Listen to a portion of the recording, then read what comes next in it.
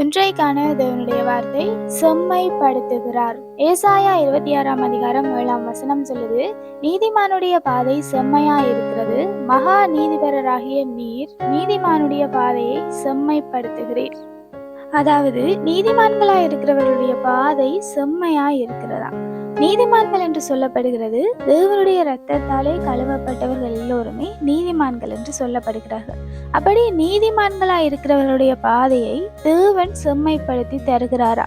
நாங்கள் நீதிமான்களாக இருப்போமாக இருந்தால் எங்களுடைய பாதையை தேவன் செம்மைப்படுத்தி தருவார். எங்களுடைய பாதையில எது வந்தாலும், அதாவது எத்தனை தடைகள் வந்தாலும், எத்தனை போராட்டங்கள் வந்தாலும், நாங்கள் நீதிமான்களாக இருக்கும் பொழுது தேவன் எங்களுடைய பாதையை செவ்வாய்ப்படுத்தி தருவார். சில சமயங்கள்ல மனிதர்கள் எங்களுடைய வாழ்க்கையில, எங்களுடைய வாழ்க்கை பாதையில தடையாக இருப்பார்கள். அப்படி இருக்கும் பொழுது கூட நாங்கள் தேவனை நோக்கி பார்க்கும் பொழுது அந்த தடைகள் எல்லாவற்றையும் உடைத்து போட தேவனுக்கு முடியும்.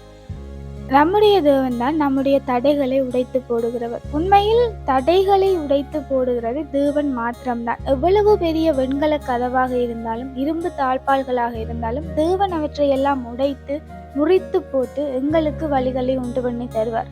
ஆகையால நாங்கள் நீதிமான்களாக இருக்கும் பொழுது தேவன் எங்களுடைய பாதைகளை செவ்வைப்படுத்தி தருவார். நாங்கள் ஏதாகிலும் தேவனுக்கு பிரியமில்லாத காரியம் செய்து கொண்டு பிரியமில்லாத பாதையில் சென்றால் கூட நாங்கள் தேவனை நோக்கி பார்க்கும் பொழுது தேவன் அந்த பாதைகளையும் செவ்வைப்படுத்தி தருவார். ஆகையால எங்களுடைய பாதைகளை செவ்வைப்படுத்தி போடுகிறவர் தேவன் மாத்திரம்தான். எங்களுடைய பாதைகள் செவ்வையாக இருக்க வேண்டுமாக இருந்தால் நாங்கள் நீதிமான்களாக இருக்க வேண்டும். அப்படி நாங்கள் இருப்போமாக இருந்தால் தேவன் எங்களுடைய எல்லா பாதைகளையும் செவ்வைப்படுத்தி எங்களுடைய தடைகளை எல்லாம் உடைத்து போட போதுமானவராக இருக்கிறார். Have a hopeful day.